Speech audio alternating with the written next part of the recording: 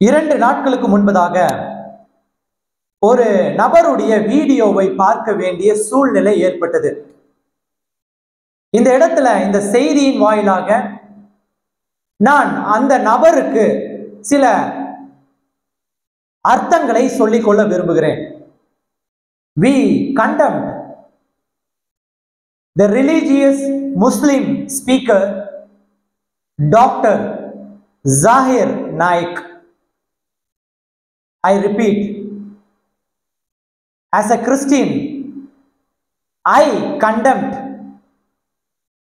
religious Muslim speaker Dr. Zakir Naik. இவர் மும்பையை சேர்ந்த ஒரு முகமதிய குடும்பத்திலிருந்து பிறந்து வந்த ஒரு மனிதர். அவர் நன்றாக படித்து ஒரு பல்கலைக்கழகத்தில் ப்ரொஃபஸராக ஒரு டீச்சராக வேலை செய்து கொண்டிருப்பவர். அது மாத்திரமல்ல, அவர் முஸ்லிம் மத பிரச்சாரம் கூட்டங்களை நடத்துபவர். முஸ்லிம் மத பிரச்சார கூட்டம் சில மாதங்களுக்கு முன்பதாக அவர் ஒரு முஸ்லிம் மத பிரச்சார கூட்டத்தை நடத்தியிருந்தார். அந்த முஸ்லிம் மத பிரச்சார கூட்டத்தில் ஒரு கிறிஸ்தவத்தை சார்ந்த ஒரு மனிதர், அவரும் ஒரு ப்ரொஃபஸர், அந்த கொஸ்டின் அண்ட் ஆன்சர் கேள்வி பதில் அந்த கூட்டத்திலே கலந்து கொள்ளும் பொழுது அவரிடத்தில் ஒரு கேள்வி கேட்கிறார். கிறிஸ்துவத்தை குறித்தும் வேதாகமத்தை குறித்தும் ஒரு கேள்வியை கேட்கிறார். அதற்கு அவர் அளித்த ஒரு பதில் கிறிஸ்துவ உலகத்தையும் வேதாகமத்தையும் கொச்சைப்படுத்தும்படியாக இருந்தது. அவர் சொன்ன அந்த பதிலை உங்களுக்கு சொல்லி அவரை நான் கண்டெம்ட், அதாவது அவரை கண்டிக்கும் வண்ணமாய் அல்ல, ஏனென்றால் அறியாமையிலே பேசிக்கொண்டிருக்கிற மற்றொரு முஸ்லிம் சகோதரனாகத்தான் அவரை பார்க்கிறேன். ஆனால் அவர் மாத்திரமல்ல, அந்த கூட்டத்திலே ஆயிரக்கணக்கான ஜனங்கள் மத்தியிலே பேசினது நிமித்தமாக இந்த அவர் சொன்ன வார்த்தைக்கு அர்த்தம் சொல்ல வேண்டியது என்னுடைய கடமையா இருப்பதனால நான் இந்த செய்தியின் வேளையிலே அதற்கான அர்த்தத்தை பேச விரும்புகிறேன். அவர் சொன்ன வார்த்தை என்னவென்றால், Bible filled with pornography. Bible filled with pornography. அதாவது வேதாகமத்தில் விபச்சாரம் அல்லது வேசித்தனம் அதிகமாக நிறைந்துள்ளது அப்படி என்று சொன்னார். வேதாகமத்தில் விபச்சாரத்தை குறித்தும் வேசித்தனத்தை குறித்துமான காரியங்கள் அதிகமாக நிறைந்துள்ளது, அதாவது செக்ஷுவல் காரியங்கள் நிறைந்துள்ளது.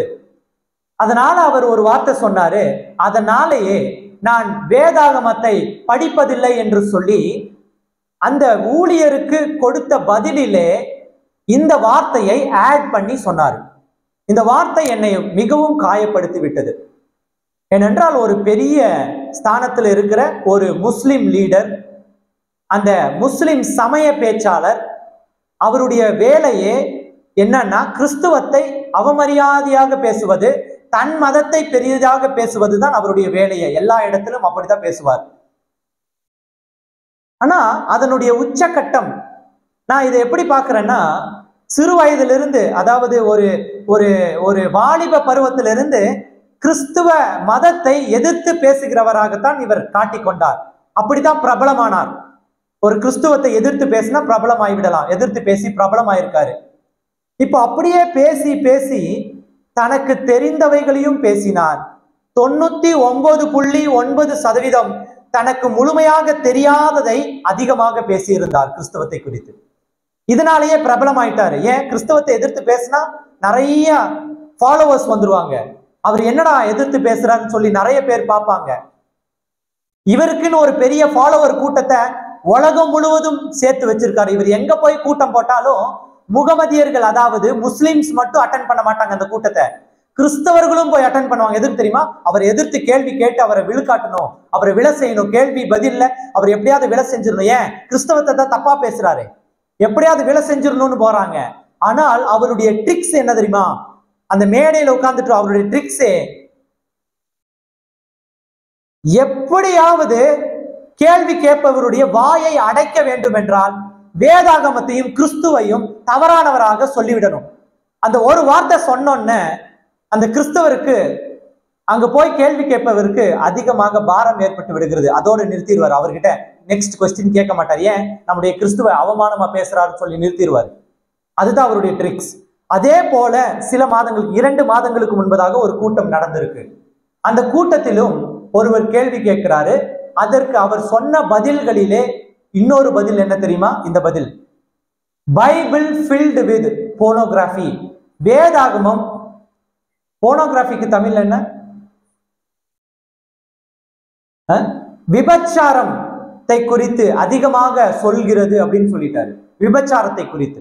சரி, இப்போ இது அவர் கிறிஸ்துவத்தை அவமரியாதைப்படுத்தும்படிக்காக சொன்ன அந்த வார்த்தை தான். கட்டாயமாக அதுல எந்த ஒரு மாற்று கருத்தும் இல்லை. ஆனா அந்த ஜாகிர் நாயக் அவர்களுக்கு ஒரு கிறிஸ்தவனாக, தேவனுக்காக ஊழிய செய்கிற ஒரு வேலைக்காரனாக நான் அவருக்கு பதில் சொல்ல கடமைப்பட்டிருக்கேன். அவரை எதிர்ப்பது கிடையாது. அது என்னுடைய வேலை கிடையாது. கிறிஸ்தவர்களுடைய வேலையே என்ன தெரியுமா? சமாதானம் செய்கிறவர்கள் கிறிஸ்தவர்கள், சமாதானத்தை பகிர்கிறவர்கள் கிறிஸ்தவர்கள். நாங்க யாருக்கிட்டையும் மல்லு கட்டி சண்டைக்கு நிக்கிறவங்க கிடையாது. ஆனால் ஒரு தெளிவான விளக்கத்தை சொல்லிட்டேன்னா, இவரை போன்ற தவறான உபதேசகர்கள், சமய உபதேசகர்களை ஒரு பெரிய கூட்டம் ஃபாலோ பண்ணுது தெரியுமா? அவர்கள் கொஞ்சம் ஞானம் அடைஞ்சிருவாங்க. My beloved Muslim brothers and sisters, you are following very wrong person. என் அருமை முஸ்லிம் சகோதர சகோதரிகளே, நீங்க பெரிதும் நினைக்கிற அந்த ஜாகிர் நாயக் என்ற மனிதன் முற்றிலுமாய் தவறான கருத்துக்களை பரப்புகிறவரா இருக்கார். எப்படி என்று நீங்கள் கேட்டீங்கன்னா, நான் வேதாகமத்தில் இருந்தும் சரி, சரித்திரத்திலும் இருந்தும் சரி, நான் அவர் சொன்ன வார்த்தையை தவறு இல்லை என்று ப்ரூவ் பண்ண விரும்புறேன். பைபிள்ல செக்ஷுவாலிட்டி பற்றி பேசப்படுகிறது. ஆமா, உண்மைதான். 100% உண்மை. 100% வேதாகமத்துல செக்ஸ் அண்ட் செக்ஷுவாலிட்டி பத்தி பேசப்படுகிறது. ஆனால் ஒரு காரியத்தை கேட்க விரும்புகிறேன். இந்த உலகத்துல எத்தனையோ சமயங்கள் உண்டு, எத்தனையோ வேதங்கள் உண்டு. அந்த வேதங்கள் எல்லாம் செக்ஸ், களவா, அதுக்கு பேர் களவா தமிழ்ல. செக்ஸுக்கு தமிழ்ல என்ன பேரு? விபச்சாரம் கிடையாது. செக்ஸுக்கு என்ன தமிழ்ல பேரு? சரி, யோசிங்க, அதுக்கப்புறம் கேட்டுக்கிறேன். ஏன்னா முக்கியமான வார்த்தையெல்லாம் பிசாசு அழிச்சிடுறான், ஆண்டவர் கிடையாது. செக்ஸ். செக்ஸ எப்படி ஒரு மனிதன் இன்னொரு மனிதனோ ஒரு மனுஷியோட பாலியல் உறவு கொள்ளணும் அப்படின்னு தான் சில நிறைய வேதங்கள் இந்த உலகத்திலேயே, தமிழ் வேதங்களும் சரி உலக வேதங்களும் சரி, பாலியல் உறவு ஒரு பெண்ணோடு எப்படி கொள்வது அப்படின்னு தான் சொல்லி கொடுக்குதே தவிர வேதங்கள் செக்ஸ், பாலியல் என்பது எப்படி பிறந்தது என்று சொல்ல இந்த உலகத்தில் ஒரு வேதமும் கிடையாது, என் வேதாகமத்தை தவிர.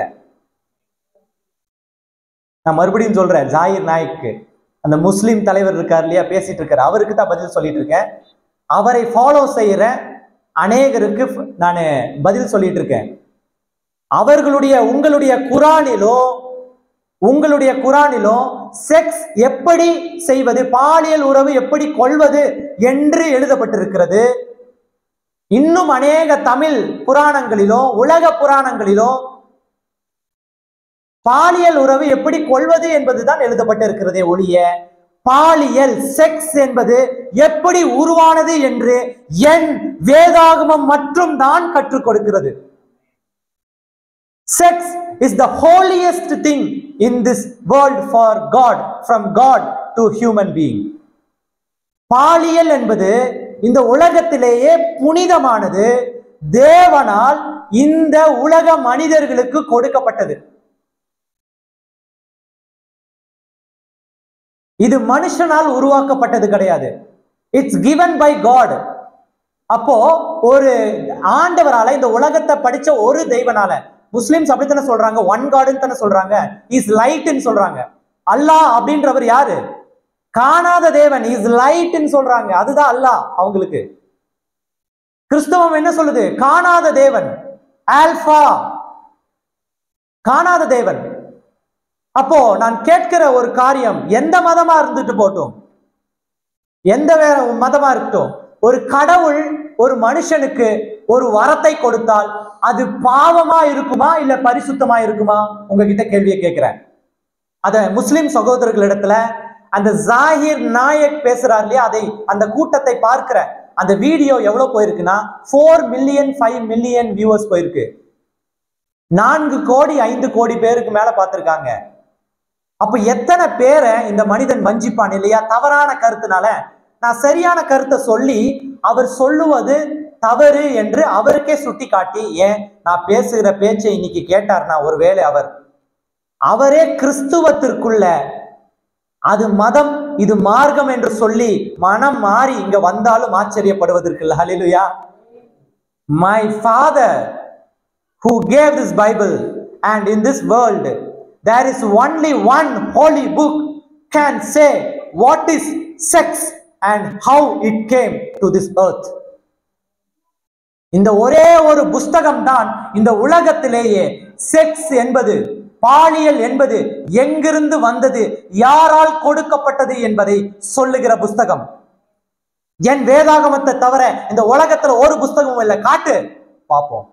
கேன் யூ சே பாலியல் எப்படி கொள்வது என்பதுதான் உன்னால சொல்ல முடியும். பாலியல் என்ற அந்த பரிசுத்தமான செக்ஸ் என்ற அந்த பரிசுத்தமான gift given by one God, that is our God is Jehovah. நீ கூப்பிடுகிற ஜெகோவா என்ற அந்த தேவன்.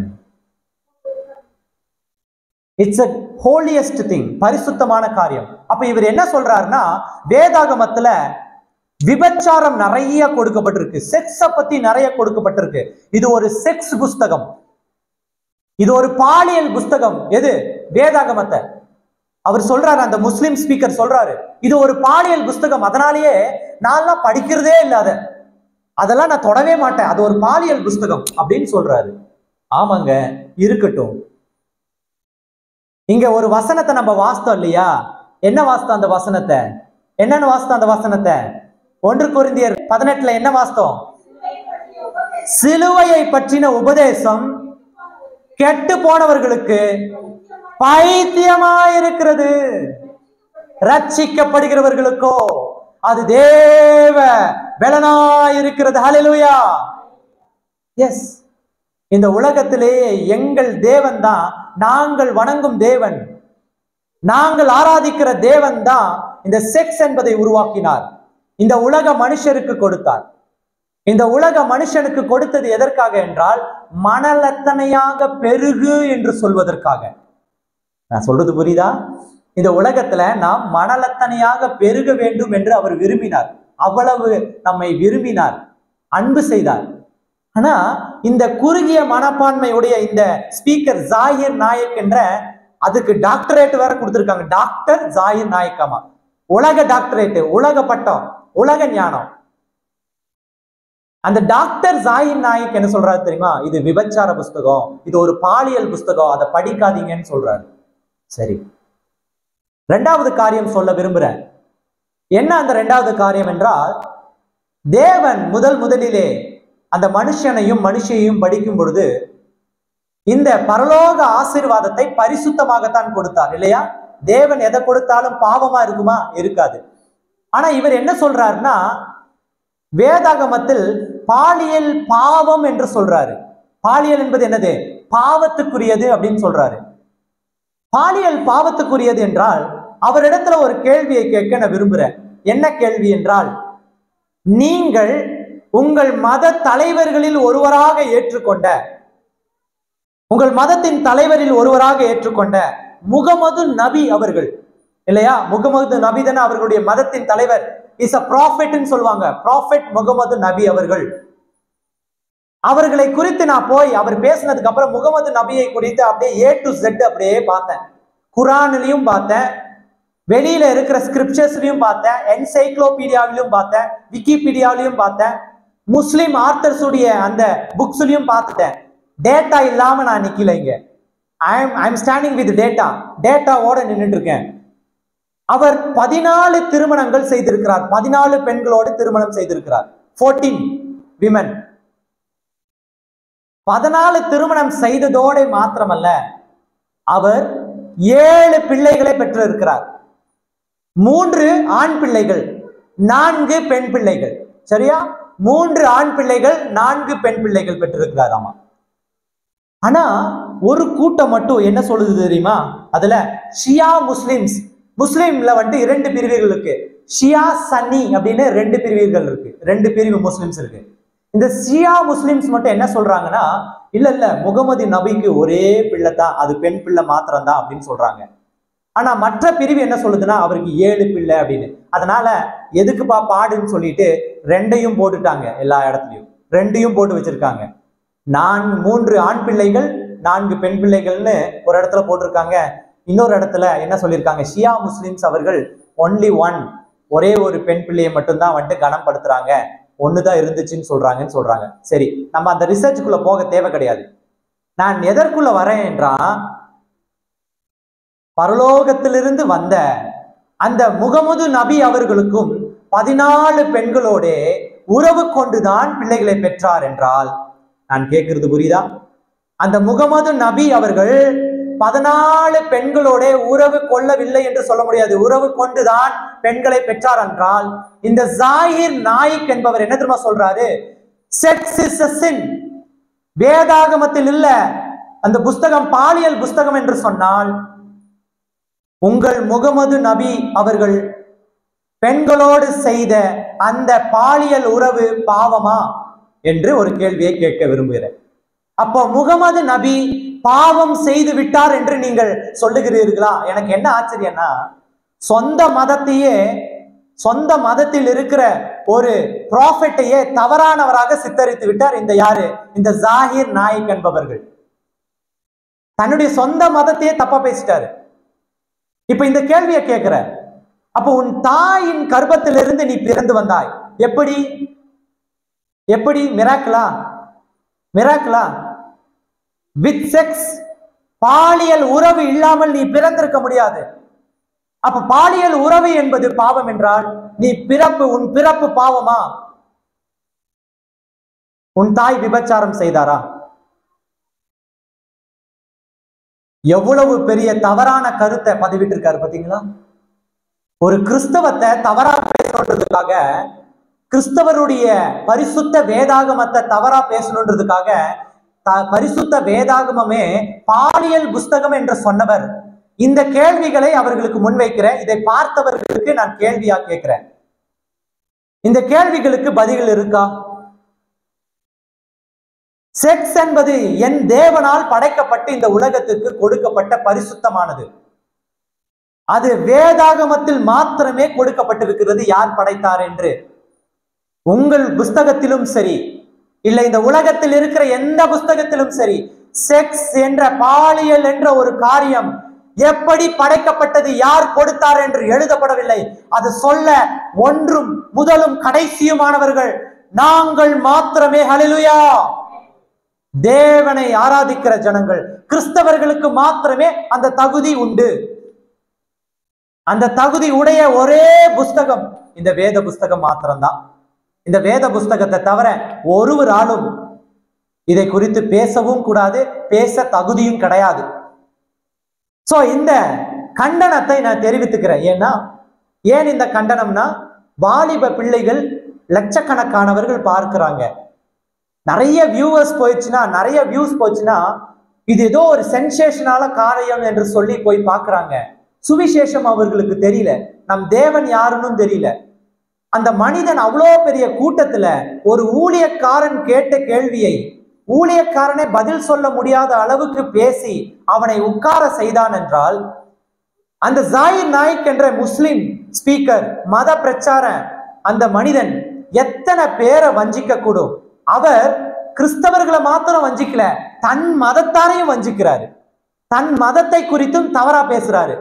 தன் தெய்வம், தான் வணங்குகிறவர்கள் என்று சொல்லுகிற ப்ராஃபெட் முகமத கூட அசிங்கமா பேசிட்டாரு, அருவருப்பா பேசிட்டாரு. இப்போ சோ அன்பு முஸ்லிம் சகோதர சகோதரிகளுக்கு நான் கேட்டுக்கொள்வது ஒன்று மாத்திரம்தான், இந்த மனிதன் தன்னுடைய சுய விளம்பரத்திற்காக தான் பிரபலம் அடைய வேண்டும் என்பதற்காகத்தான் பேசிக்கொண்டிருக்கிறான். நான் இப்பவும் சொல்லுவேன், எந்த முஸ்லிம் தலைவர்களும் இவருடைய பேச்சை அங்கீகரிப்பது கிடையாது. எந்த நல்ல குரானை முழுமையாய் அறிந்தவர்கள் இவருடைய பேச்சை எதிர்ப்பார்கள். ஒருவேளை முஸ்லிம் சகோதரன் பார்த்து கொண்டிருக்கலாம், இதுக்கப்புறம் பார்க்கலாம். ஒரு கனிவான வேண்டுகோள், இந்த உலகத்திலேயே குரானிலும் களவு, அதாவது பாலியல் என்பது எப்படி பிறந்தது, எங்கிருந்து வந்தது என்பதற்கான அர்த்தம் கொடுக்கப்படவில்லை. என் தேவன் கொடுத்த இந்த வேதாகமத்தில் பாலியல் எங்கிருந்து வந்தது, எதற்காக கொடுக்கப்பட்டது, ஏன் கொடுக்கப்பட்டது, எல்லாவற்றிற்கும் பதில் உண்டு. இது தேவனிடத்திலிருந்து நமக்காக, இந்த மனுஷனுக்காக கொடுக்கப்பட்டது. இது பரிசுத்தமானது, இது பரிசுத்தமானது. இது பாவம் என்று சொல்ல முடியவே முடியாது. ஆனா ஏன் பாவம் என்று சொல்கிறார்கள் என்பதற்காக தான் இந்த வசனங்களை நான் காட்டி கொடுக்க விரும்புறேன். என்னோட எடுங்க, ரோமர் 12ஆம் அதிகாரம், ரோமர் 12ஆம் அதிகாரம் முதல் வசனம். அப்படி இருக்க சகோதரரே, நீங்கள் உங்கள் சரீரங்களை பரிசுத்தமும் தேவனுக்கு பிரியமான ஜீவ பலியாக ஒப்பு கொடுக்க வேண்டும் என்று தேவனுடைய இரக்கங்களை முன்னிட்டு உங்களை வேண்டிக் கொள்கிறேன். இதுவே நீங்கள் செய்யத்தக்க புத்தியுள்ள ஆராதனை. ஹல்லேலூயா. இந்த கிறிஸ்தவ வேதாகமம் உங்களுடைய சரீரத்தை எப்படி பரிசுத்தமாக வைக்க வேண்டும் என்று சொல்லிக் கொடுக்கிறது.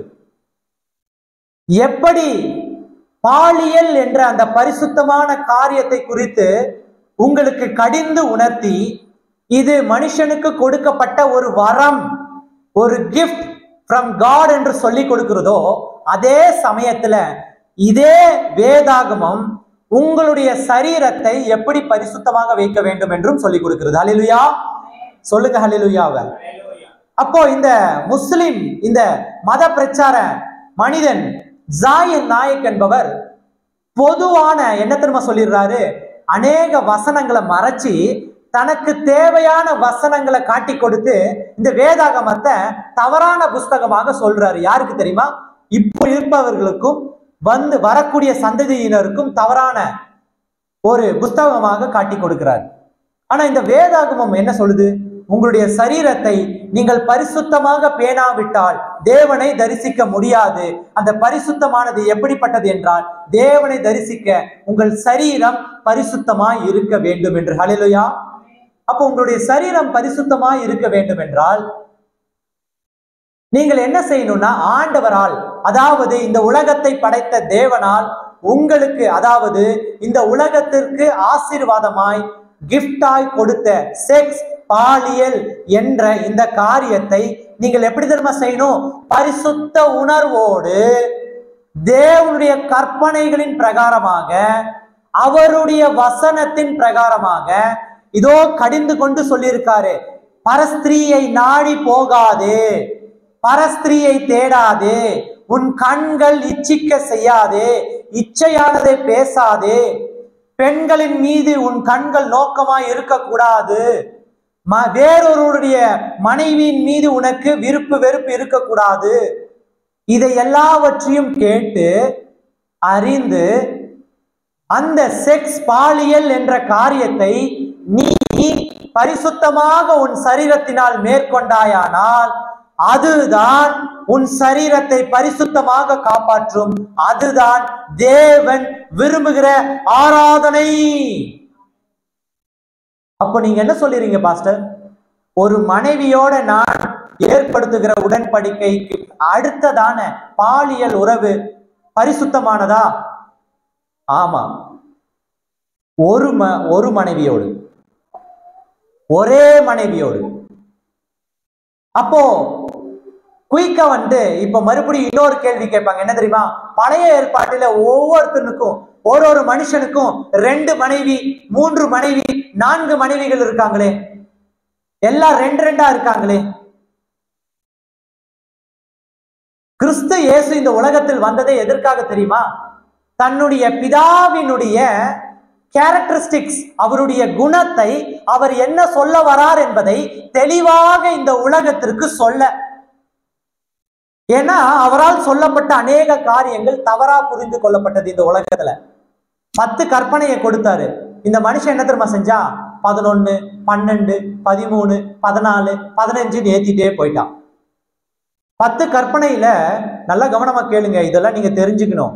10 கற்பனையில ஆம்பளைக்கு பாவம் செஞ்சா பாவ மன்னிப்பு இருக்கு, ஆனா பொம்பளைக்கு பாவம் செஞ்சா பாவ மன்னிப்பு என்பது இல்லாத மாதிரி மாத்திட்டாங்க இந்த உலக மனிதர்கள்.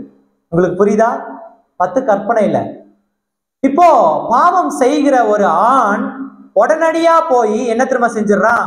ஒரு புறாவையோ ஒரு ஆட்டையோ ஒரு மாட்டையோ பலி செலுத்தி பாவம் கேட்டுறான். ஒரு பரஸ்திரி ரோட்ல நின்றுட்டு இருக்கா, அவனோட போய் விபச்சாரம் பண்ணிட்டான். அந்த காலத்துல விபச்சாரம் பண்ணோன்ன உடனடியா அந்த ஊழியன் இடத்துல போறான். யாரு? அந்த ஆண் ஒரு புறாவை எடுத்து போறான். புறாவை எடுத்துட்டு போய் அந்த பாதிரியார்கிட்ட அந்த ஊழியன் இடத்துல கொடுத்துட்டா, அந்த புறாவை பலியிட்டு அந்த பலிபீடத்துல பலியிட்டு அதை வேக வச்சு அதை கொடுத்துட்டா முடிஞ்சு. பாவ நிவாரணம், இதுக்கு பேர் தான் பாவ நிவாரண பலி. சரியா? நான் புரியுதா? எது? விபச்சாரம் பண்ணிட்டு வந்தோம். ஆனா அந்த விபச்சாரத்தை செய்த அந்த பெண் இருக்கா இல்லையா, அந்த பெண்ணு கல்லால் அடிக்கப்பட்டு கொல்லப்பட வேண்டும்ன்றாங்க. நியாயமா? சொல்லுங்க, நியாயமா இது?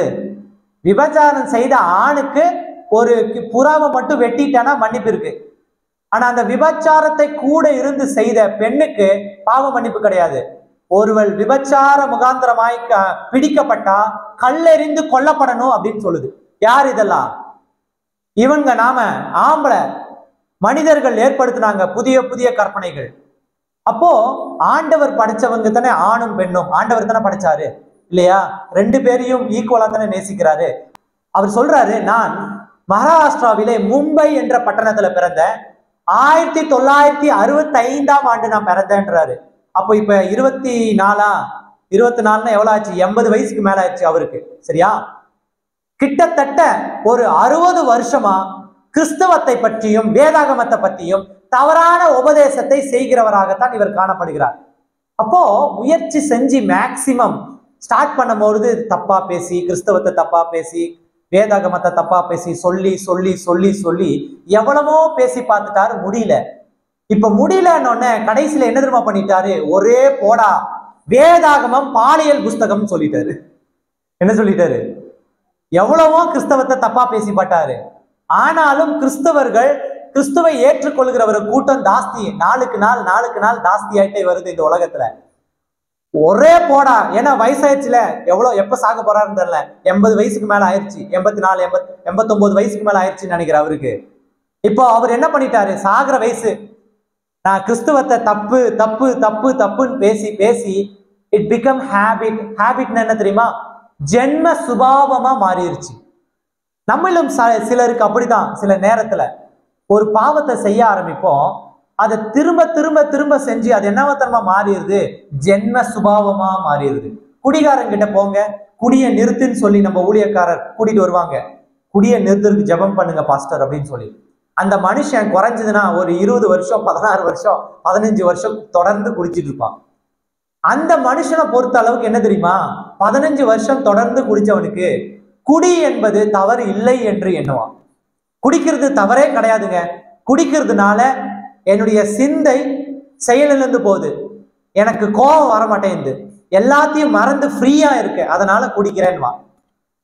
அப்ப இங்க ஜபத்துக்கு வந்தோன்னே ஜபம் பண்ணா என்ன தெரியுமா சொல்லுவாந்தாலு? பாஸ்டர், நீங்க ஜபம் பண்றது எதுக்கு? உன் பாவத்தெல்லாம் மறந்து போய் உன் பிரச்சனையெல்லாம் நீங்கி உன் வீட்டுக்குள்ள சமாதானம் வர்றதுக்கு. ஐயா பாஸ்டர், ஒரே ஒரு கட்டிங்கு, அதுக்கு மேல ஒரு கோட்டரு, அதுக்கு மேல இன்னொரு கோட்டர் போட்டானா எவ்வளவு சமாதானம் கிடைக்கும் என்பது உங்களுக்கு தெரியுமான்றான். யாரு? தொடர்ந்து குடிக்கிறவன். அவன் சொல்லுகிறது எப்படி தெரியுமா? உலக பிரகாரமானது. உலக பிரகாரம் அவனுக்கு இன்னுமே புரியல. ரட்சிக்கப்படுகிறவர்களுக்கு இந்த சிலுவையின் உபதேசம் எப்படிப்பட்டதா இருக்குமாமா? தேவ பலன். நான் தேவ பலனை பத்தி பேசிட்டு இருக்கேன். அவன் எதை பத்தி பேசுறான் தெரியுமா? கெட்டு போய் நாசமா போகிறதுக்கு என்ன வழி அப்படின்னு பேசிட்டு இருக்கான். சமாதானம் ஒரு அரவர் கிடைக்கும், அதுக்கு அடுத்தது என்ன தெரியுமா ஆகும்? ஒரு ஒரு உறுப்பா செயலிழந்து போகும்.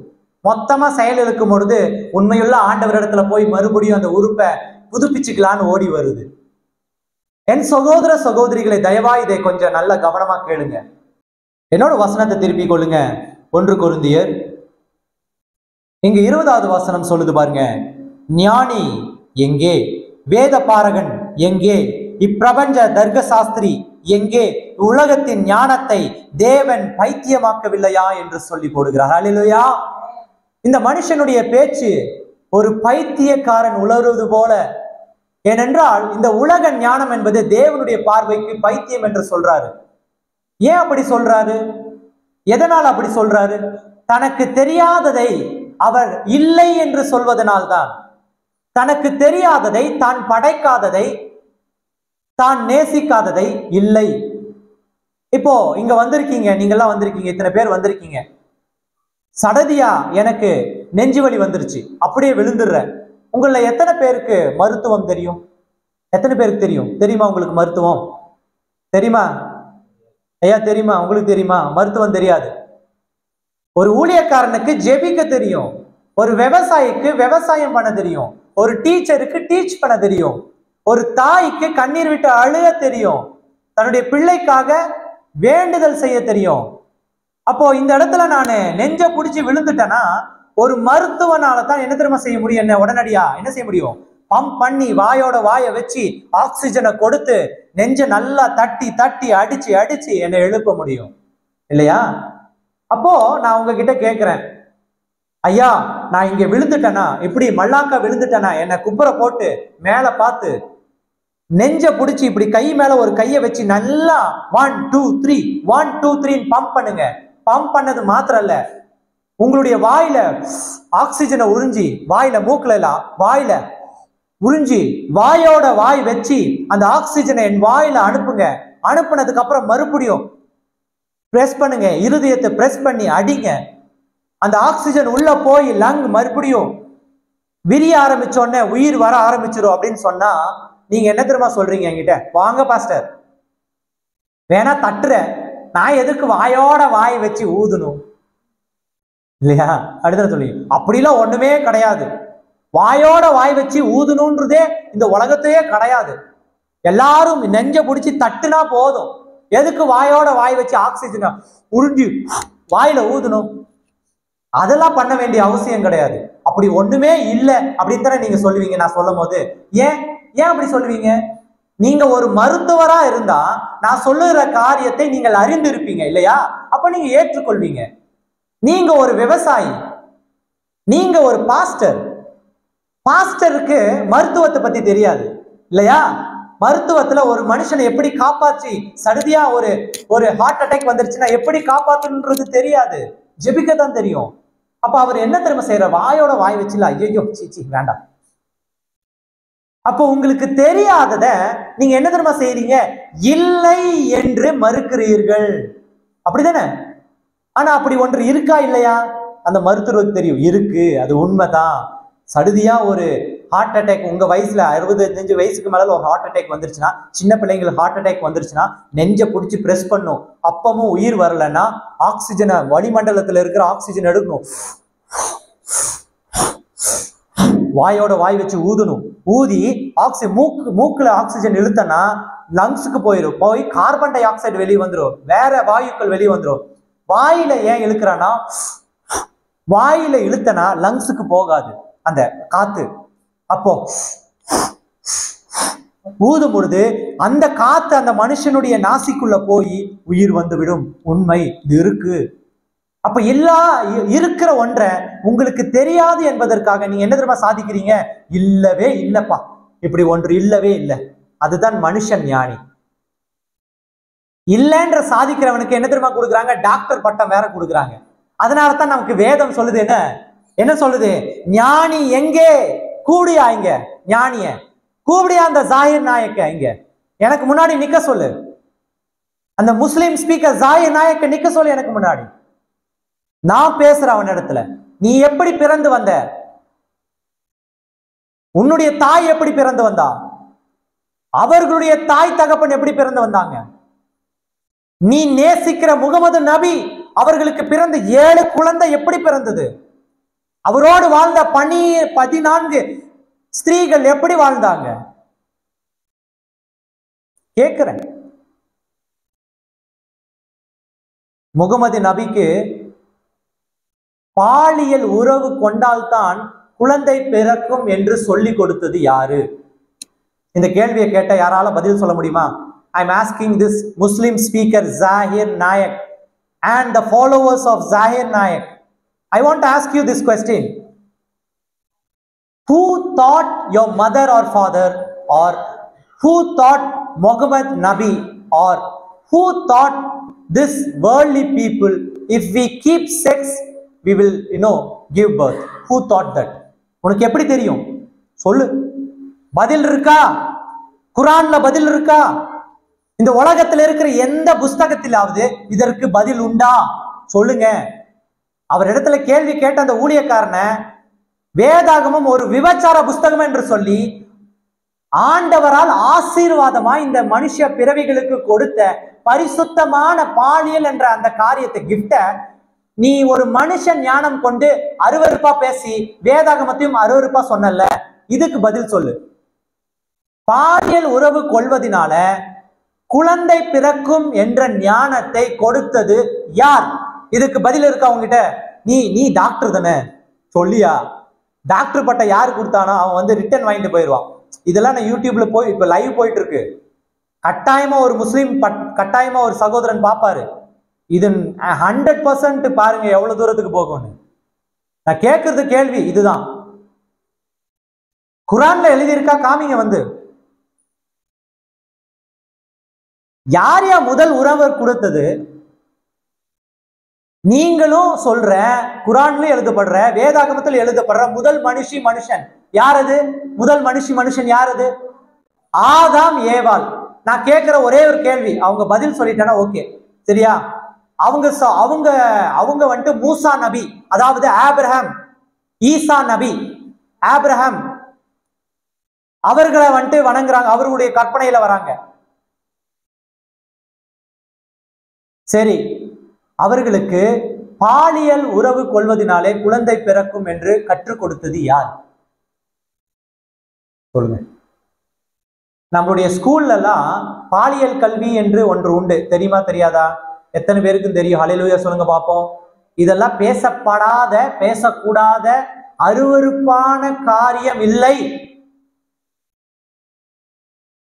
வேதாகமத்தில் சொல்லப்படுகிறது, தேவனுடைய சன்னிதானத்தில் பேசப்பட வேண்டிய காரியம். Sex is not a sin. It is the holiest thing given by God. பாலியல் என்பது பாவம் கிடையாது, பரிசுத்தமா இந்த உலக மனுஷனுக்கு தேவனால் கொடுக்கப்பட்ட gift. இந்த உலக ஞானியான இந்த மனுஷன் தான் அதை என்னவா மாத்திட்டா? பாவம்.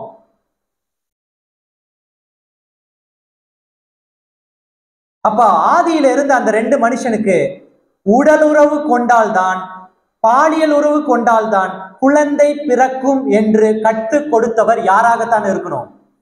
சொல்லுங்க. தூங்குறவங்க எல்லாம் சொல்லுங்க. யாராத்தான் இருக்கணும்? அல்லாவா?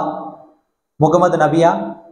இந்தா பேசிட்டு இருக்காரு இந்த ஜாயர் நாயக் போய் சொல்லியிருப்பாரோ ஆதியில 2 மனுஷனுக்கு போய், தாயா உன் பொண்டாட்டியோட நீ இணைஞ்சா தான் என் குழந்தை பிறக்கும்னு சொல்லியிருப்பாரோ? அட சொல்லுங்க. வேதாகமத்த பாலியல் புஸ்தகம் சொல்ல தெரியுதா இல்லையா உனக்கு? சொல்லியா இல்லையா? அப்போ அந்த பாலியலை கண்டுபிடித்து அந்த பாலியல்னால் தான் குழந்தை பிறக்கும் அப்படின்னு முதல் மனிதனுக்கு கற்றுக் கொடுத்தது யாருன்னு சொல்லு. நான் வேதாகமம் பாலியல் புஸ்தகம் தூக்கி வீசிட்டு குர்ஆன் எடுத்துக்கிறேன். முடியுமா? சொல்ல முடியுமா? இந்த உலகத்துல ஒரு புஸ்தகம் இருக்கா? சொல்ல. என் வேதாகமத்தை தவிர, என் தேவனை தவிர நத்திங். இந்த உலகத்திலேயே ஒரு தேவன் கிடையாது. இந்த உலகம் அற்ப மனுஷனுக்கு இன்பமுற செய்ய the heavenly blessing கொடுத்தவர் அவர். அதை நீ பாவமா மாத்திருக்க. ஏன் தெரியுமா? நீ உலக ஞானி. அதனால தான் இங்க வேதம் சொல்லுது, கெட்டு போறவனுக்கு எப்படி இருக்குமாமா? பைத்தியமா தான் இருக்கும். நீ கெட்டு போகணும்னு நினைக்கிறவன், நீ கெட்டு போனவன்.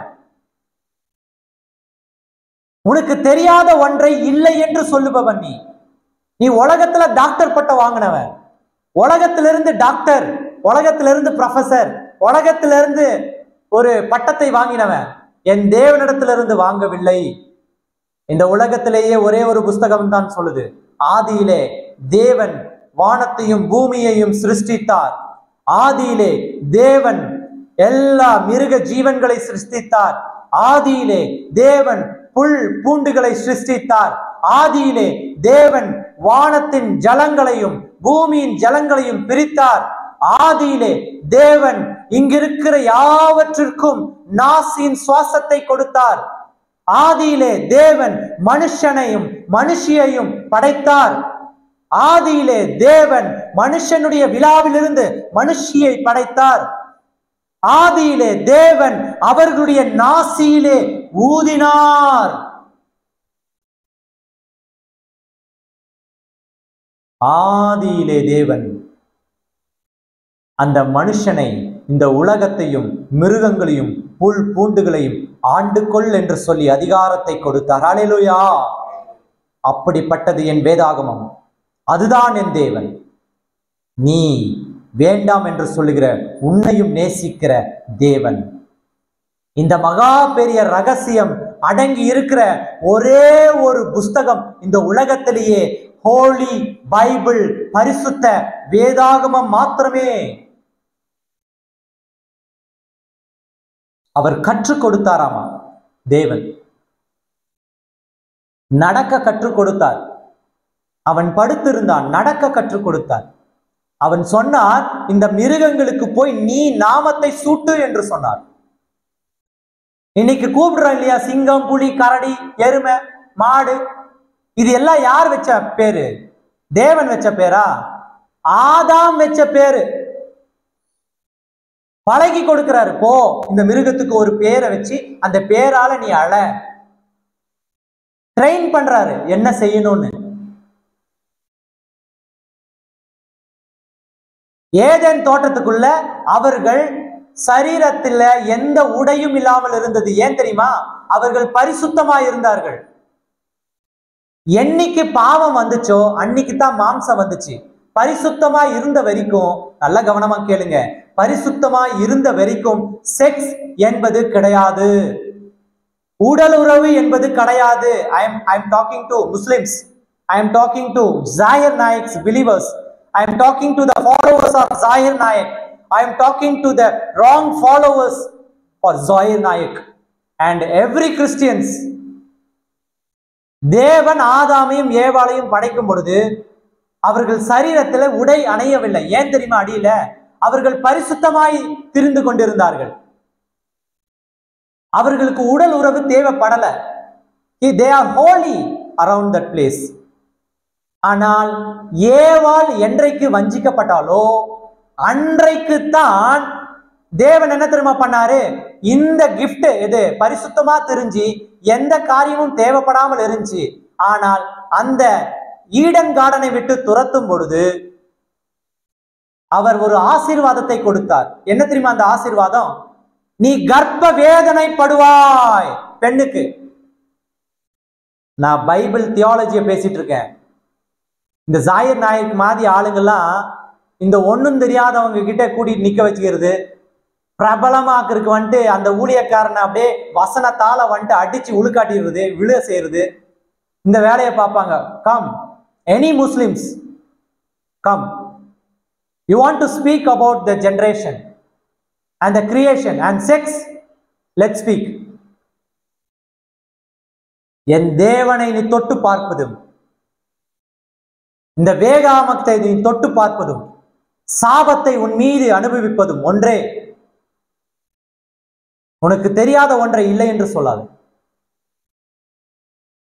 எங்கேயாவது ஆதியாகமத்தை படிக்கும் பொழுது எங்கேயாவது ஆதாமும் ஏவாளும் ஈடன் கார்டன் ஏதேன் தோட்டத்திற்குள்ள உடல் உறவு கொண்டார்கள் என்று எழுதப்பட்டதுக்கான ஏதாவது ஒரு சரித்திர உண்மை இருக்கா?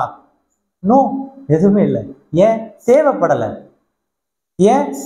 அவர்கள் ஆவியிலே அலைந்து கொண்டிருந்தார்கள். சரீரமும் இருந்துச்சு, ஆத்மாவும் இருந்துச்சு. ஆனால் ஹோலினஸா இருந்தாங்க, பரிசுத்த ஆவியில அலைந்து கொண்டு இருந்தாங்க, மறுரூபமாக்கப்பட்டவர்கள். நீங்க மத்தேயுல எல்லாம் படிக்கிறீங்க இல்லையா? கிறிஸ்து இயேசு அவ்வளவு நேரம் சீஷரோட இருப்பாரு. மலை மேல போனோன்னு 2 தேவ தூதர்கள் வருவாங்க. யார் யார்? எலியாவும் மோசேயும். 2 பேர் ஆவியில வந்து செத்து போன ஆவிங்க வந்து பேசும்போது அவ்வளவு நேரம் சரீரமா இருந்த கிறிஸ்து இயேசு திடீர்னு ஆவியா மாறிடுவாரு. அதாவது மறுரூபம் அப்படின்ற வார்த்தை யூஸ் பண்ணியிருக்காங்க. அதே மறுரூபமாகத்தான் ஆதியிலே யார் யார் இருந்தா தெரியுமா? ஆதாமும் ஏவாளும் இருந்தாங்க. அந்த மறுரூபமான ஏவாள பிசாசு வந்துச்சு. இப்போ அந்த மாம்சம் வெளிப்படையா செஞ்சிருச்சு. அதனால தான் ஐயோ நிர்வாணமா இருப்பதை என்ன செஞ்சு கொண்டா ஏவாள் போய் சொல்லுங்க. அதுக்கப்புறம் தான் ஏவாள் என்ன தெரியுமா செஞ்சா? தான் நிர்வாணமா இருப்பதை அறிந்து கொண்டா. ஐயோ நிர்வாணமா இருக்கனா, ட்ரெஸ்ஸே போடலையா, ஒண்ணுமே மறைக்கலையா அப்படின்னு சொல்லிட்டு அங்க போய் முதலிலே அத்தி இலையினால தன்னை மறைத்து கொண்டான். அத்தி இலை. ஆதாம் போய் கும்புக்குள்ள ஒளிஞ்சிட்டு இருக்கான். ஆண்டவர்கிட்ட நான் இவ்வளவு ஒரு தப்பு பண்ணிட்டேன்னு. அப்ப ஆண்டவர் வந்து கேட்கிறாரு, கூப்பிடுறாரு, ஆதாமே இருக்கியா? ஆண்டவரே நான் நேக்கடா இருக்கேன், நான் நிர்வாணமா இருக்கேன், என்னை காட்டுறதுக்கு வெக்கமா இருக்கு. அப்ப ஆண்டவர் கேட்கிறாரு, நீ நிர்வாணமா இருக்கிறாய் என்பதை உனக்கு சொன்னது யாரு? புரியுதா உங்களுக்கு? புரியுதா? அப்போ அவர் 2 பேரையும் அந்த ஈடன் கார்டன், அந்த பரிசுத்தமான ஸ்தலத்துல இருந்து துரத்தி விடுறாரு. துரத்தி விடும் பொழுது ஆதாமுக்கு ஆண்டவர் ஒரு கண்டிஷன், ஒரு ஆசீர்வாதத்தை கொடுக்கிறாரு. என்ன தெரியுமா அந்த ஆசீர்வாதம்? ஏன்னா தேவனுடைய வாயிலிருந்து சாபம் வர ஆசீர்வாதம். என்ன தெரியுமா ஆசீர்வாதம்? நீ வியர்வை சிந்தி இந்த உலகத்துல உழைப்போ அப்படின்றாரு. நீ என்ன தெரியுமா செய்யணும்? மனுஷனுக்கு, மென், எவ்ரி மென், ஈவன் ஜாகிர் நாயக் உங்களுக்கும் தான், எவ்ரி முஸ்லிமுக்கும் தான், மனுஷனாய் பிறந்த எல்லா ஆம்பளைக்கும் சொல்றேன். இந்த தேவன் என்ன தெரியுமா ஈடன் கார்டன்ல இருந்து அனுப்பும் போது ஒரு ஆசீர்வாதத்தை கொடுத்தாரு. வேர்வை செந்தி உழைத்து சம்பாதித்து வாழு. அப்பதான் தெரியும் ஈடன் கார்டன்ல மறுரூபமா தெரியும் பொழுது எல்லாமே கிடைச்சிச்சு. அதனுடைய காரியத்தை நீ உணர்ந்து கொள்வேன்னு சொல்றாரு. இனிமையும் தவறானதை நீ கேட்க மாட்டேன்னு சொன்னாரு. ஆசீர்வாதம் துரத்தி விட்டாரு. ஏவாளுக்கு என்ன தெரியுமா சொன்னாரு? ஏவாளுக்கு நீ கர்ப்ப வேதனை படுவாய் என்று சொன்னாரு. நீ கர்ப்ப வேதனைப்பட்டு உன் பிள்ளைகளை பெற்றுக் கொள்வாய்ன்னு சொன்னாரு. ஃபர்ஸ்ட் இந்த உலகத்துல செக்ஸ் என்ற காரியத்தை தேவன் இந்த உலக மனுஷனுக்கு கொடுத்த தருணம் இது. ஹல்லேலூயா. இதை யார் சொல்லியிருக்கா உங்களுக்கு? எந்த வேதம் சொல்லுது? சொல்லுங்க. குர்ஆன் சொல்லுதா? சொல்லுங்க பாப்போம். சொல்லுங்க. எந்த வேதம் சொல்லுது? எந்த ஹிந்து உபநிடதம் சொல்லுது? எந்த வேதங்கள் சொல்லுது? ரிக்வேதம் சொல்லுதா? யஜுர் வேதம் சொல்லுதா? சாம வேதம் சொல்லுதா? அதர்வன வேதங்கள் சொல்லுதா? திருக்குறள் சொல்லுதா? எடுத்துட்டு வந்து காமி, சொல்லுங்க. இந்த பரிசுத்த வேதாகமத்தை தவிர இந்த உலக அறிவை கொடுக்க ஒருவரும் கூடாத காரியம். இந்த உலகத்தை பத்தி தெரியணுமா? வேதாகமம் தான் உனக்கு தேவை. இந்த உலக சிருஷ்டியை பத்தி தெரியணுமா? வேதம் தேவை. ஒரு மனுஷனுக்கு மருத்துவம் பண்ணணுமா? வேதாகமம் தான் தேவை. உங்களுக்கு ஒரு விஷயம் தெரியுமா? இந்த உலகத்துல மருந்து அப்படின்னு ஒன்று கிடையாது. எல்லாமே உணவு தான். மருந்துன்னு ஏதாவது ஒன்று இருக்கா? கிடையாது. ஒரு எக்ஸாம்பிள் சொல்லட்டுமா? இந்த உலகத்துல எப்படி நம்மளை ஏமாத்துறாங்கன்னு சொல்றேன். நம்ம வீட்டுல நம்ம அம்மா சொல்லுவாங்க, ஏய் இந்த முருங்கைக்கீரை இலைய நல்லா அவிச்சு சாப்பிடு, அரைச்சி குடி, வேக வச்சு சூப் எடுத்து குடி, அயன் சத்து, அதாவது IFE அப்படின்னா அயன், அந்த கெமிக்கல் ஃபார்முலா வந்துட்டு FEன்னு சொல்லுவாங்க. அயன் இரும்பு சத்து அதுல அதிகமா இருக்கு அப்படின்னு சொல்லுவாங்க. இப்ப என்ன ஆயிரும்னா, ஒரு நாள் அப்படியே விளையாண்டு இருப்போம், தொடக்குன்னு பார்த்தோன்னா கால் உடஞ்சிரும், கை உடஞ்சிரும். சும்மா அங்கிருந்து மேல இருந்து இங்கிருந்து சேர்ல இருந்து குதிச்சு கையை ஊனுவோம், உடஞ்சிரும். டாக்டர் கிட்ட போனா டாக்டர் என்ன தெரியுமா சொல்லுவாரு? அயன் சத்து கம்மியா இருக்கு, அதனால நான் அயன் டேப்லெட் கொடுக்குறேன். என்னது? அதுக்கு தமிழ்ல என்னது? மருந்து கொடுக்குறேன். I want to ask this doctor and worldly people, நான் கேட்க வேண்டிய ஒரே காரியம், இந்த இரும்பு சத்து என்ற இந்த சத்து உணவா இல்லை செயற்கையானதா? உணவுங்க, உணவுங்க. அது வெள்ளையா இருக்கிறதுனால நாம என்ன தெரியுமா நினைச்சிடறோம்? மருந்து. ஜபம் செய்யறதை விட மருந்து போடு. முட்டாள் பயல. ஆண்டவர்கிட்ட போய் ஜபம் செய்யறதை விட மருந்து போடு. ஆண்டவர் என்ன தெரியுமா செய்வாரு? இந்த வசனமே உனக்கு உணவு மருந்துமா இருக்கிறது. ஹல்லேலூயா. ஆண்டவர் சொல்றார், நல்லா புசிச்சு கொடிச்சு நல்லா திடனா இரு, ஏன்னா உணவே மருந்து. வேதம் கற்றுக் கொடுக்குது. ஆனா இன்னைக்கு யூடியூப்ல வந்து 4 மருத்துவர்கள் சொல்லிட்டு, சித்த மருத்துவர், அந்த மருத்துவர், இந்த மருத்துவர், அவர் வந்து என்ன தெரியுமா சொல்றாரு, நீங்க கீழா நெல்லியை வெட்டி வேக வச்சு சாப்பிட்டீங்கன்னா இப்படி இருக்கும், கேரட்டை ஜூஸ் குடிச்சீங்கன்னா கண்ணு தெரியும். யோ, படைச்சவரே படைச்சவரே தேவன் தாயா, படைச்சவரே தேவன். அவர் சொல்லியிருக்காரு உணவே மருந்துன்னு சொல்லி. உணவே மருந்து. நம்ம ஆள் என்ன தெரியுமா பண்றான், அதுல தனித்தனியா பிரிச்சுட்டு நான் கண்டுபிடிச்சேன்னு சொல்றான். அதுக்கு டாக்டர் பட்டம் யார் தெரியுமா கொடுக்குறான்? இந்த உலகம் கொடுக்குது. பைத்தியம் கண்டுபிடிச்சத இன்னொரு பைத்தியம் டாக்டர் பட்டம் கொடுக்கிறது இந்த உலகத்துல தான் நடக்கும். ஹல்லேலூயா. அது உன்னுடைய உலக ஞானம். ஒரு பைத்தியம் மருந்தை கண்டுபிடிக்குது, அதுக்கு இன்னொரு பைத்தியம் டாக்டர் பட்டத்தை கொடுக்குது. இந்த வேதாகமத்திற்குள்ள நுழைஞ்சனா உன்னையும் தேவன் ரட்சிப்பார். அது தேவனால் மாத்திரமே கூடும். ஹல்லேலூயா. இதை கேட்டுட்டு இருக்கிற என் முஸ்லிம் சகோதர சகோதரிகளுக்கு நான் சொல்ல வேண்டிய காரியம், அந்த ஜாயிர் நாயிக் போன்ற தவறான உபதேசகர்களுக்கு நான் சொல்ல வேண்டிய, கிறிஸ்துவர்கள் போய் நிறைய பேர் பாக்குறாங்க, நல்லா பேசுறாரியா, கிழிச்சு விடுறாரியா, கிறிஸ்டின் ஜெயிச்சானா முஸ்லீம் ஜெயிச்சானான்னு பாக்குறாங்க. அது ஒரு debate show, question answer show. அதுல கொஸ்டின் கேட்கிறவன் ஜெயிக்கிறானா இல்ல பதில் சொல்றவர் ஜெயிக்கிறானான்னு பாக்குறதுல ஒரு சுவாரஸ்யம். இந்த வேதாகமத்திற்குள்ள நீங்கள் அறிந்திராத அநேக காரியங்கள் உண்டு. நீங்கள் அறியவில்லை என்பதனால மறுதளிக்காமல் இருங்கள். அதுதான் வேதம் சொல்லுகிறது. அதனால தான் கொரிந்து பட்டணத்தாருக்கு பவுல் சொல்லி கொடுக்கிறார், என்ன தெரியுமா, இந்த உலகத்தின் ஞானி எங்கே, கூப்பிடு, வேதாகமத்தை வைக்கிற, அவன் என்ன வேணா சொல்லட்டும், அவனுக்கு பதில் எல்லாம் வேதாகமத்துல இருக்கு. ஏன் தெரியுமா, இந்த வேதாகமத்தை கொடுத்தவர் தான் இந்த உலகத்தையும் படைத்தார். ஹல்லேலூயா. ஹல்லேலூயா சொல்லுங்க நல்லா. ஒருத்தர்கிட்டையும் தலை வணங்கி நிக்க வேண்டிய அவசியம் கிறிஸ்தவனுக்கு கிடையாது. One God, that is our God, and that God is belong to you also. உன்னையும் என்னையும் படைத்தவர் என் தேவன். அப்போ அந்த முஸ்லிம் பிரீச்சருக்கு நான் பதில் சொல்லிட்டேன்னு நினைக்கிறேன்.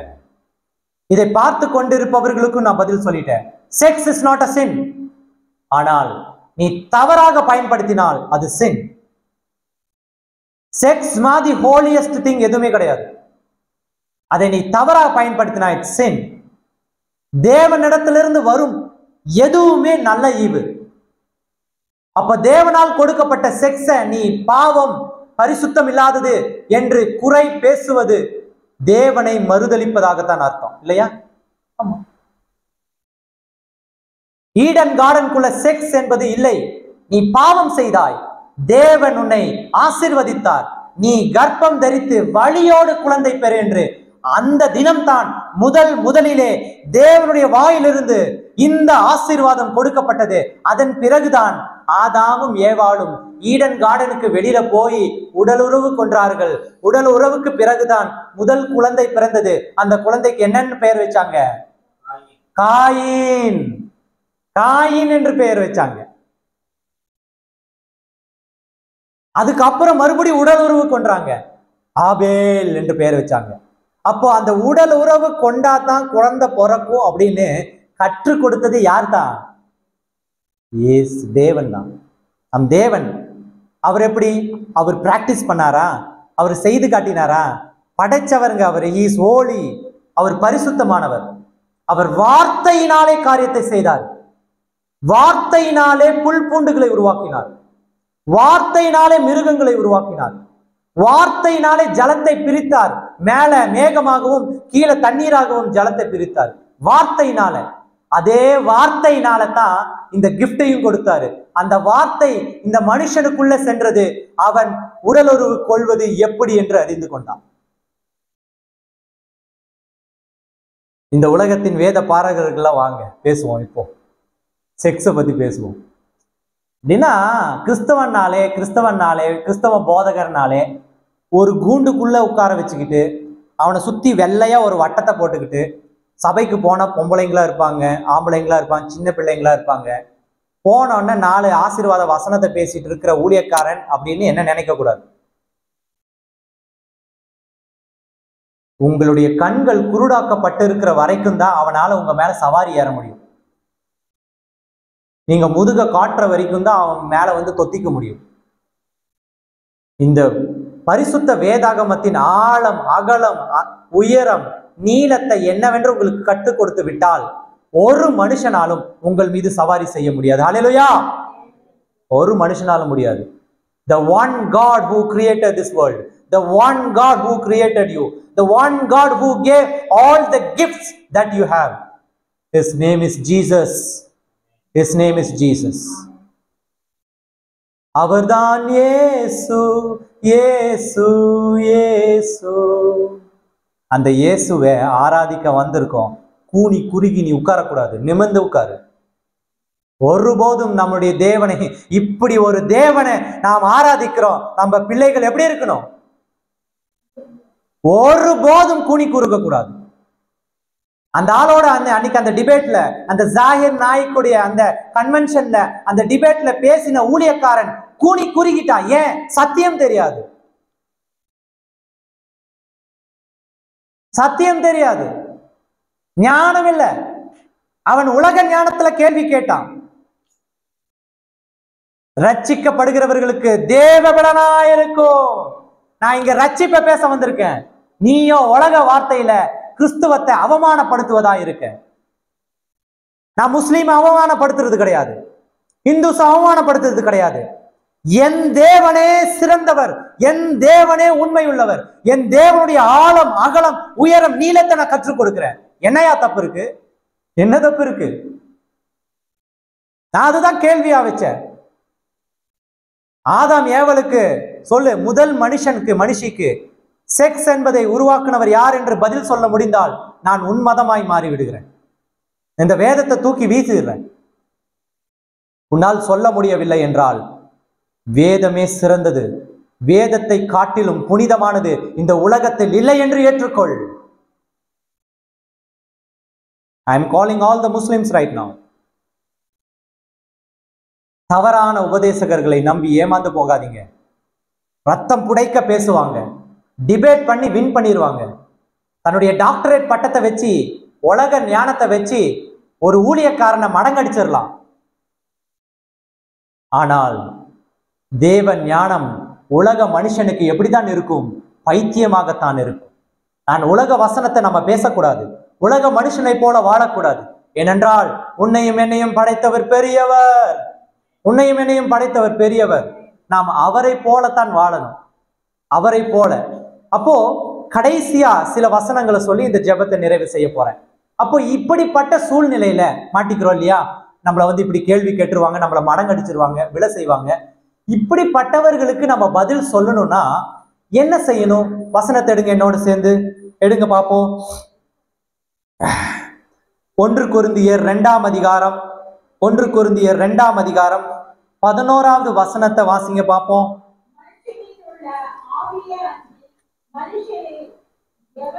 மனுஷனில் உள்ள ஆவியே அன்றி மனுஷரில் எவன் மனுஷனுக்குரியவைகளை அறிவான்?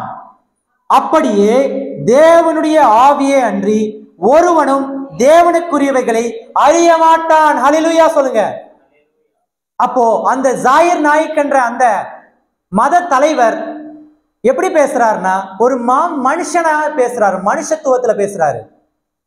நீங்க ஆண்டவரை பத்தி அறியணும்னா ஆண்டவருக்குரியவனா மாறணும். ஃபர்ஸ்ட் மாறினா தான் ஆண்டவருக்குரியவைகளை நீங்க அறிந்து கொள்ள முடியும், தேவனுக்குரியவைகளை அறிந்து கொள்ள முடியும். அப்போ அந்த ஜாகிர் நாயிக் என்ற அந்த முகமதியர், அந்த முகமதி மனுஷன் அந்த கூட்டத்துல எப்படி பேசுறாரு? மனுஷனுக்குரிய ஞானத்தை வச்சு பேசிடுறாரு. ஞானத்தை வச்சு பேசி என்னன்றாரு? வளரி கொட்டிடுறாரு. பைபிள் ஒரு என்ன புக்கு? பாலியல் புஸ்தகம் சொல்லி. இப்போ ஒரு தேவ ஞானம் உள்ள, யாருக்கும் பிரபலம் இல்லாத சிறிய ஊழியக்காரன் கேட்கிற, என்னது சிறிய ஊழியக்காரன் கேட்கிற, முகமது நபிகள் 14 மனைவியை வைத்திருந்தார், 7 குழந்தையை பெற்றிருந்தார். என்னுடைய கேள்வி என்னவென்றால், அவருக்கு பாலியல் உறவு கொள்வதனால்தான் குழந்தை பிறக்கும் என்று கற்றுக் கொடுத்தது யார்? இதுக்கு பதில் சொல்லிட்டு, இல்லையா? கரெக்ட் தானே? இதுக்கு பதில் சொல்லிட்டு நீங்க இந்த வேதாகமம் பாலியல் புஸ்தகம்னு சொல்லுங்க, இந்த வேதாகமத்திலிருந்து தான் வந்துட்டு தப்பான காரியெல்லாம் இருக்குன்னு சொல்லுங்க, இந்த வேதாகமம் என்பது பிசாசு எழுதி கொடுத்த புஸ்தகம்னு சொல்லுங்க. அட எங்களுக்கு ஃபர்ஸ்ட் பதில் சொல்லுங்க. இருக்கா குரான்ல? இருந்துச்சுன்னா சொல்லுங்க. இல்ல குரானை விட்டுட்டு வெளியில வந்து சொல்லுங்க. இல்லை என்றால் நான் அன்பு வேண்டுகோள் விடுக்கிறேன் முஸ்லிம் பிரதர்ஸ் அண்ட் சிஸ்டர்ஸ்க்கு, he is the wrong person around inside your,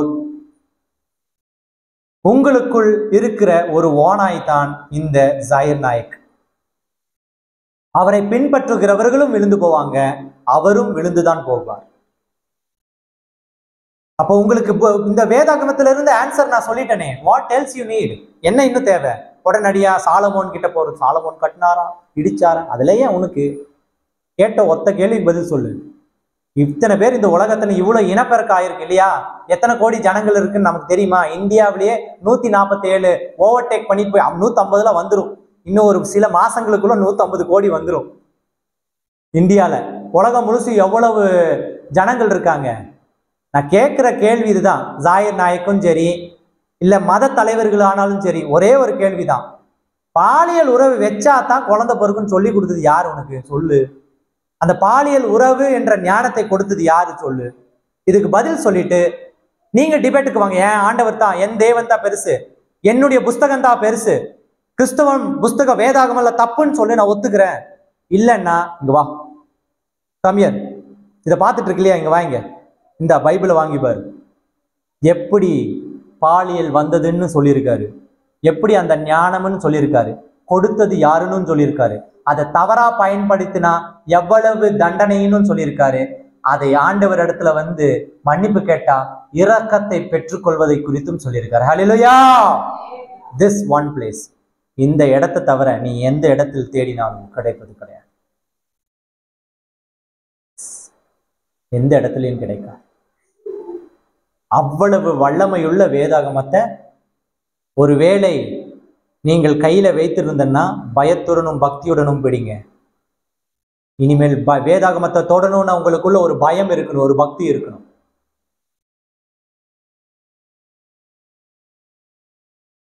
உங்களுக்கு தெரியாத ஞானத்தை வேதாகமத்தோடு கம்பேர் பண்ணக்கூடாது. தெரியலையா தெரியலன்னு சொல்லணும். பிரபலமாவதற்காக ஒளறி கொட்டக்கூடாது, பிதற்றக்கூடாது. நீ உலக பைத்தியமாய் இருக்கிறாய். நாங்கள் தேவ ஞானத்தை பேசுகிறோம். நாங்கள் சிலுவையில் அறைந்த தேவனை குறித்து பேசுகிறோம். சிலுவையில் அறைப்பட்ட கிறிஸ்துவை குறித்து பேசுகிறோம். அது உனக்கு பைத்தியமாகத்தான் இருக்கும். அப்ப இப்படிப்பட்ட சூழ்நிலையில 14-15 வசனத்தை நீங்க வாசிங்க. 14-15 2ஆம் அதிகாரத்துல, ஜென்ம சுபாவமான மனுஷனோ தேவனுடைய ஆவிக்குரியவைகளை ஏற்றுக்கொள்ளான். நல்ல கவனமா கேளுங்க. என்ன என்ன எழுதியிருக்கீங்க கொரிந்து பட்டணத்துக்கு பவுல் சொல்றாரு. அப்ப இவன் ஜென்ம சுபாவமான மனுஷன். என்ன 89 வருஷம் கிறிஸ்தவத்தை குறித்து தப்பாவே பேசுறது. ஏன்? உலக ஞானம். தனக்கு தெரியாததை என்ன சொல்றா? இல்லவே இல்லை, தனக்கு தெரியாதது இல்லவே இல்லை அப்படின்னு மறுதளிக்கிறவன். அப்போ அவனுக்குள்ள என்ன இருக்கு? ஜென்ம சுபாவமா மாறிடுச்சு. இல்ல இல்ல இல்ல. அதுதான் சொன்னல, குடிகாரன் குடிச்சு ஆண்டவருடைய சன்னிதானத்துல வந்தவன அவங்க வீட்டுல என்ன எதிர்பார்க்கறாங்க? ஒரு ஜபத்துல அவன் மாறிடணும்னு சொல்லிட்டு. ஆனா அந்த குடிகாரன் என்ன நினைக்கிறான்? நீ ஜபம் பண்றது வேட போதை எனக்கு அங்க கிடைக்குது, அதுல சமாதானம் கிடைக்குதுன்னு நினைக்கிறான். அப்ப அவன் என்ன தெரியுமா நினைக்கிறான்? குடிக்கிறது பாவமே இல்லைன்னு நினைக்கிறான். ஜென்ம சுபாவமா மாறிடுது. சுபாவம்னா என்ன? ஹேபிட்டா மாறிடுது. எத்தனை பேர் பல்லு விளக்குறீங்க? ஹல்லேலூயா சொல்லுங்க பாப்போம். விளக்குறீங்களா? என்னங்க சட்டுன்னு தூக்கிட்டீங்க? நான் என்ன கேட்கிறேன்னா, பல்லு விளக்க சொல்லி கொடுத்தது யாரு? ஜாகிர் நாயக் கிட்ட போய் கேட்க வேண்டாம். அந்த முஸ்லிம் அந்த ப்ரொஃபசர் கிட்ட போய் கேட்க வேண்டாம். உங்க அம்மா அப்பா கிட்ட கேட்க வேண்டாம். சரியா? நான் கேட்கறது, பல்லு சுத்தப்படுத்தணும்னு சொல்லி கொடுத்தது யாரு? ஆங்கிலேயர்களா? அவங்க தானே பேஸ்ட் எடுத்துட்டு வந்தானுங்க. நம்ம அதுக்கு முன்னாடி கல்லு மண்ணு, இந்த என்னது கருப்பு, அது என்னது வேப்பங்குச்சி, கறி எல்லாம் வச்சு பல்லு விளக்கிட்டு இருந்தோம்.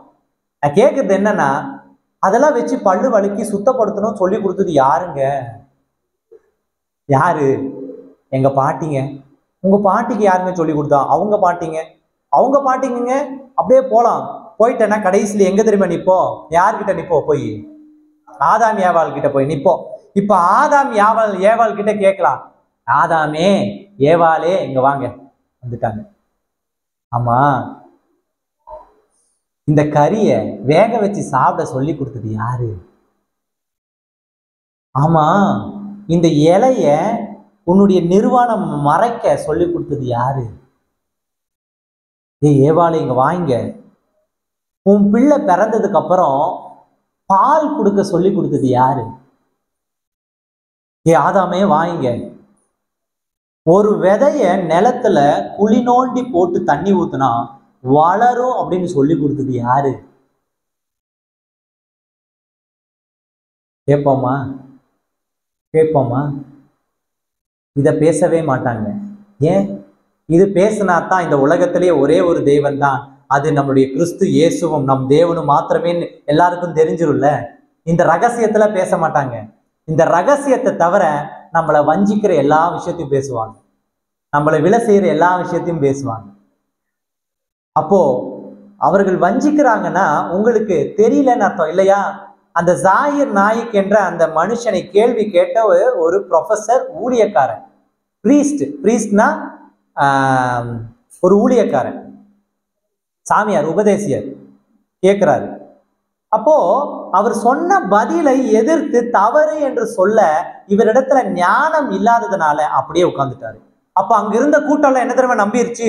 ஓ கரெக்ட், அப்போ குரான் தான் சூப்பர் புக், குரான் தான் வல்லமையுடையது, ஜாயிர் நாயிக் தான் சரியா பேசுறாரு, அப்ப கிறிஸ்தவ பைபிள் என்பது என்னது?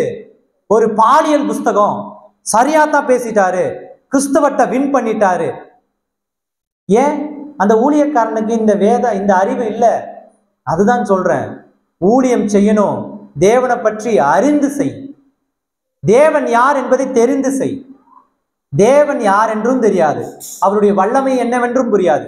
இப்படிப்பட்ட கேள்விகள் வந்துச்சுன்னா அதற்கு பதில் சொல்லவும் உங்களிடத்துல பதிலும் இருக்காது. ஆனால் நான் கிறிஸ்தவன், நான் வேத புரட்டன், நான் சாமியார், எல்லா பிஷப், நான் ரெவரண்ட், நான் இன்னும் சோ அண்ட் சோ அப்படின்னு தொப்பியை போட்டுக்கிட்டு குச்சியை வச்சுக்கிட்டு நின்னுக்கிறது இல்லையா? எல்லாம் குச்சி வச்சுக்கிறது எதுக்குன்னே தெரியல. யாரையாவது அடிக்கவா கொல்லவா? எதுக்கு? வயசு பசங்களா இருக்காங்க எல்லாம், பிஷப்லாம் நம்ம ஊர்ல பாருங்க, அத்தனை பேரும் ஒன்னும் பெரிய கிழவனுங்களாம் கிடையாது, எல்லாத்துக்கும் 45-50 வருஷம் தான், 45-48 தான், நல்லா நடக்கலாம். ஒரு குச்சியை வச்சுக்கிறாங்க, குச்சியை வச்சுட்டு அப்படியே ஊனி ஊனி நடக்கிறது, நம்ம நடக்கவே முடியாத மாதிரி. எல்லா காரியமும் இப்படிதான் நடக்குது.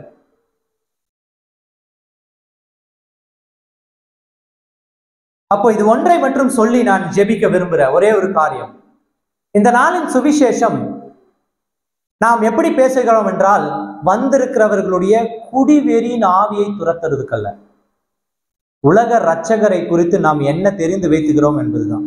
ஃபண்டமெண்டலே நமக்கு தெரியல. இதெல்லாம் ஃபண்டமெண்டலான காரியம்.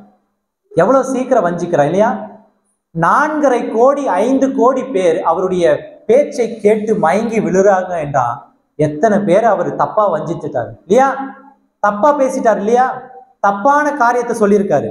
அப்போ அந்த 4.5 கோடி பேருக்கு ஆண்டவர் நேசிக்கிறது இல்லையா? அவங்கள சொல்லுங்க, 4.5 கோடி பேரை ஆண்டவர் நேசிக்கிறது இல்லையா? அப்போ நம்ம ஒரு சிறிய சபையில 4 பேரா உட்கார்ந்துக்கிட்டு, சரியா, உங்களுக்கு சரியான ஞானத்தை நான் போதிக்காமல் பாலையே ஊட்டிட்டு ஆண்டவர் ஆசீர்வதிப்பாரு, உங்களுக்கு ஒரு வாக்கு தத்தத்தை கொடுக்குறாரு, நீ போகும் வழியெல்லாம் உன்னை காக்கும்படிக்காக தூதரை அனுப்புவாருன்னு சொன்னா போதும். அப்பா, இன்னைக்கு போன சர்ச்சுக்கு பாஸ்டர் எப்படி ஒரு வார்த்தையை சொன்னாரு, போகிற வழியெல்லாம் தூதர் வருவானாமா, அப்ப விழுந்தா கூட தூதன் தூக்கிடுவான்னு அந்த சந்தோஷத்திலே போயிடுவோம். கிறிஸ்துவம் என்ற அந்த மார்க்கத்தின் அடிப்படை தத்துவமே என்னவென்று தெரியாமல் நம்ம போயிடும். அடிப்படை தத்துவத்தை தெரிஞ்சுக்குங்க. இந்த உலகத்திலேயே நாம் விரும்பி நேசிச்சு கடைபிடிக்கிற தேவன் மாத்திரம்தான் உண்மையுள்ளவர். ஹல்லேலூயா. இந்த உலகத்திலேயே நம்மளுடைய கரங்களில் வைத்திருக்கிற இந்த ஒரே ஒரு புஸ்தகம் மாத்திரமே உங்களுடைய பிறப்பிலிருந்து இறப்பு வரைக்கும் உங்களுடைய வாழ்க்கை முழுவதையும் உங்களுக்கு காட்டுகிற ஒரே புஸ்தகம். அதனால தான் வேதாகமத்துல இதை என்னன்னு தெரியுமா சொல்றாங்க? உங்கள் முகம் பார்க்கும் கண்ணாடி என்று சொல்றாங்க. உங்களை முகத்தையே உங்களுக்கே காட்டுற கண்ணாடி. இப்படி ஒரு புஸ்தகம் இருக்கா இந்த உலகத்துல? ஒன்றும் கிடையாது. ஆனா அவங்க பேசிக்குவாங்க. ஏன் தெரியுமா? நானும் வந்துக்கிறேன், இன்னையும் நான் பேசிக்கிறேன். நம்மளை தப்பா பேசினா தான் இவங்க பிரபலம் அடைவாங்க. அப்போ நம்ம கவனமா இருக்கணும். நம்ம செதறி போயிடக்கூடாது. ஆழமான சத்தியத்திற்குள்ள ஊன்றப்படணும். இதற்கெல்லாம் வேண்டிய ஒரே ஒரு காரியம் என்ன தெரியுமா? வேத தியானிப்பு, வேத வாசிப்பு கிடையாது, வேத தியானிப்பு. அந்த ஜாயிர் நாயக்ன்றவர் ஒரு வார்த்தையை சொல்றாரு, ஐ டோன்ட் ரீட் பைபிள்னு சொல்லி. I want to answer mister so and so Zahir Naik. I don't want to mention your creed, doctorate. That is worldly doctorate. You know, you read Bible, but we meditate Bible. If you read the Bible, yes, still you speak such a blabbering word, but we meditate the Bible. Yes, we know who is the real God. எல்லாரும் எழுந்து நின்று ஜெபிக்கலாம். எல்லாரும் எழுந்து நின்று. ஹல்லேலூயா, ஸ்தோத்திரம் ஆண்டவரே. ஹல்லேலூயா, ஸ்தோத்திரிக்கிறேன் அப்பா. உண்மையுள்ள தேவனை ஆராதிக்க வந்திருக்கிறோம்.